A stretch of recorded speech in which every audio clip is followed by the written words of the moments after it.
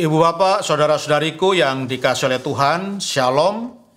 Selamat berjumpa kembali dalam Renungan Harian Katolik Paroki Tomang, Jakarta. Hari ini hari Senin, tanggal 16 September tahun 2024. Tema renungan kita hari ini adalah Sabdanya Penuh Kuasa. Ibu bapak, saudara-saudariku yang dikasihi oleh Tuhan, dalam tradisi Gereja Katolik atau dalam sejarah Gereja Katolik, kita mengenal istilah Bapak-Bapak Padang Gurun. Ya, jadi tidak lama setelah iman Kristiani atau agama Kristiani ini muncul ya, di zaman Gereja Perdana, ya, tidak lama setelah era para rasul itu berlalu, maka umat Kristiani itu mengalami nasib yang lebih baik ya.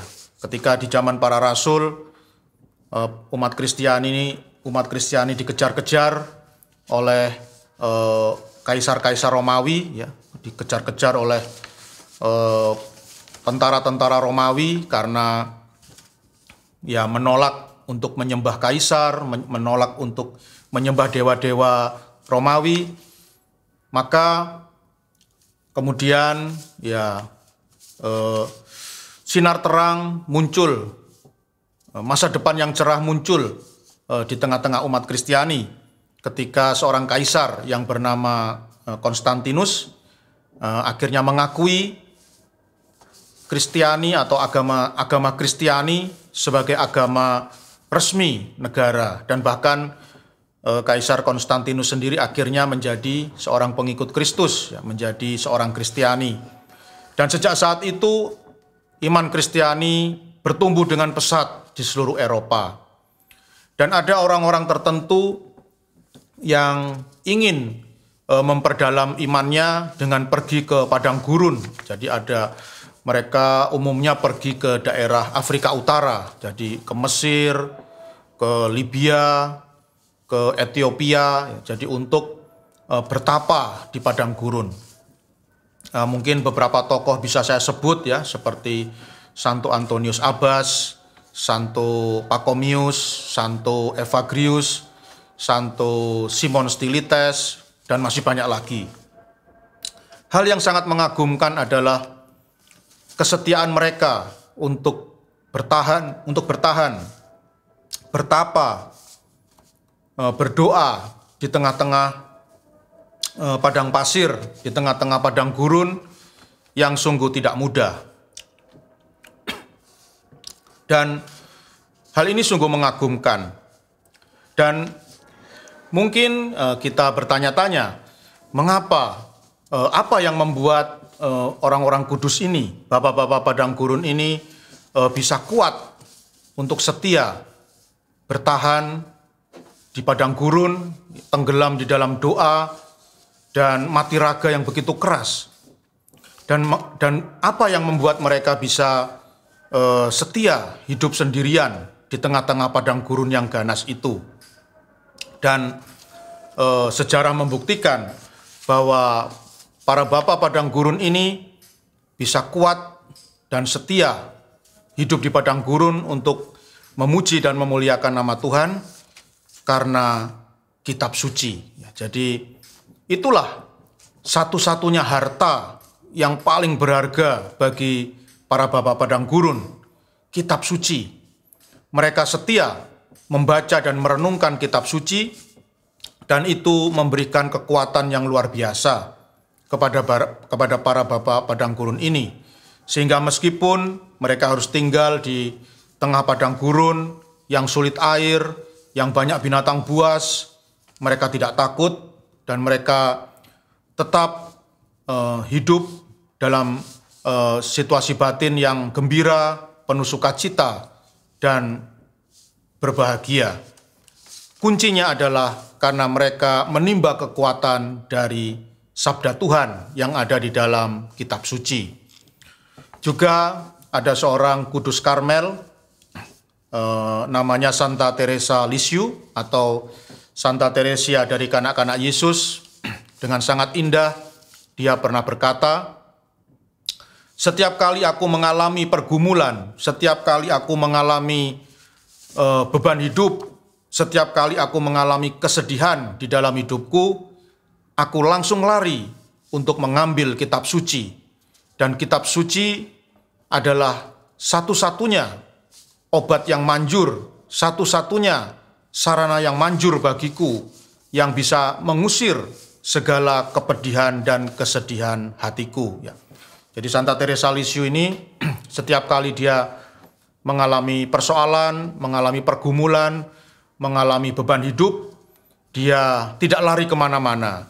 Dia hanya mengambil kitab suci, membukanya, merenungkannya, dan di dalam kitab suci itu dia menemukan solusi, dia menemukan penghiburan yang besar untuk dirinya. Jadi dari kesaksian-kesaksian para Bapak Padang Gurun dan juga orang-orang kudus di dalam gereja Katolik, kita akhirnya bisa mengetahui betapa dahsyatnya, betapa besarnya, betapa luar biasanya kuasa dari sabda Tuhan yang ada di dalam kitab suci.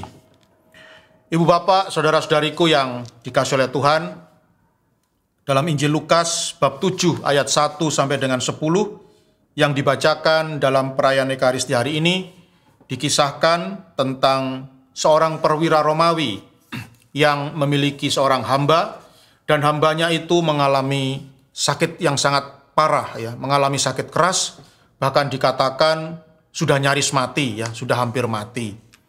Dan ketika perwira Romawi ini mendengar kedatangan Yesus Kristus, kedatangan Tuhan Yesus di kotanya, ia pun menghadap kepada Tuhan Yesus, memohon supaya Tuhan Yesus sudi menyembuhkan hambanya yang sedang sakit.